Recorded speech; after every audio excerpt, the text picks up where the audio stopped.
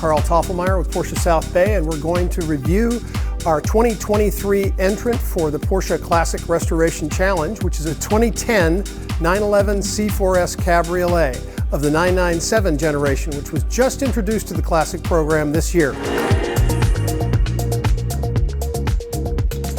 We acquired this 2010 911 C4S specifically for the purpose of using it in the Classic Restoration Challenge. It was a locally owned 32,000-mile car that was in driver condition. The challenge that we found, no pun intended, was that the car came from the East Coast. So when we got it up in the air and had a look at the bottom side of the car, it was pretty crusty. Its first stop was going out for dry ice detail. So we blasted the chassis and removed as much of the muck that had accumulated over the years as we could, and then kind of formulated our plan from there.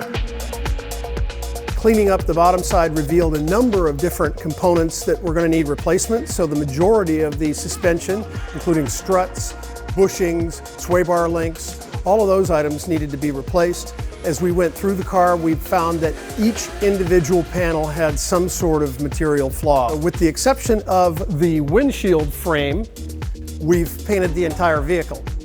This is a collaborative effort from service, parts, sales, and body shop team. So it's been a really, really fun, challenging process, and I'd like to take you through it now. Unlike our challenge car from last year, the 1983 911 SC, which essentially needed total restoration, this car with its relatively low miles and driver quality condition just needed some refurbishing. One of the features that was most notable when you're exposed to the elements are these polycarbonate headlights. The lenses take a beating, they turn yellow, they get kind of a scratchy finish to them. So one of the things that Porsche certainly does have in stock is headlights, and that was the first element that kind of brightened up the car. As we talked about, we did paint on the car. The finish is meteor gray metallic, which is a very classic color. One of the major components that we added to the car was the Fuchs wheels. They're a classic design. They have a lot of exposure for the suspension components. We have the best brakes in the world on our cars. They're very much highlighted through the exposure in the 5 open spokes. So back at this end of the car is the taillight and rear end assembly that we changed out. This section on the right side was cracked and broken, while the left side was pretty hammered, lots of abrasions and nothing that we could really salvage. We have the first of the direct injected engines. This is the basis for today's 911 and Boxster Cayman series. These were also the first cars to carry the PDK transmission.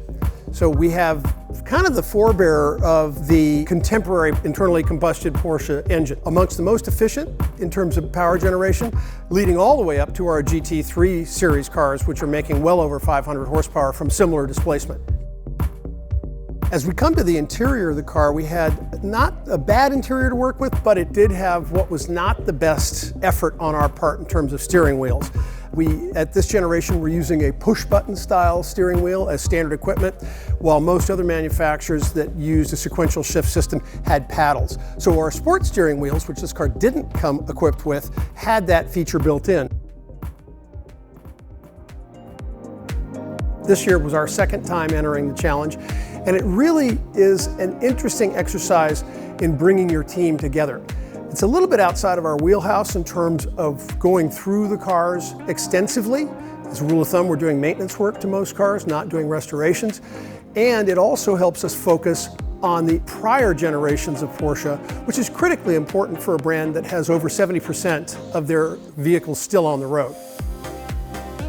Porsche has done a tremendous job in terms of training and providing parts. We're reissuing somewhere over 200 parts, sometimes as many as 300 parts per year of various needs, and that comes through this classic program. Not many manufacturers have anywhere near that number of vehicles on the road today as we do, and by the same token, most cars depreciate to zero. So there's no need to really, as a manufacturer, focus on replacement parts for cars that are worthless. Our cars, as you know, can be worth millions.